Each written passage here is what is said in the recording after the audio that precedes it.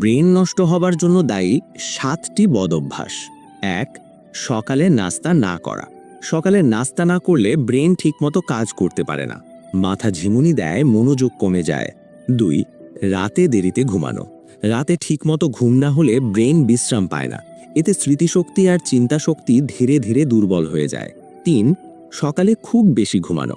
অতিরিক্ত ঘুমও ভালো না, এতে শরীর অলস হয়ে যায়, মাথাও ঠিকমতো কাজ করে না। 4. ইচ্ছা করে প্রস্রাব আটকে রাখা। এই অভ্যাস শরীরের পাশাপাশি মাথার উপরও চাপ ফেলে, এটা খুবই ক্ষতিকর। 5. বেশি মিষ্টি জাতীয় খাবার খাওয়া। অতিরিক্ত মিষ্টি ব্রেনকে ধীরে করে দেয়, মনোযোগ কমে, চিন্তা ভারী লাগে। 6. খাবার সময় মোবাইল বা টিভি দেখা।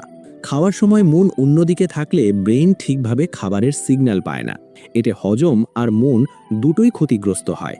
8. মাথায় ক্যাপ বা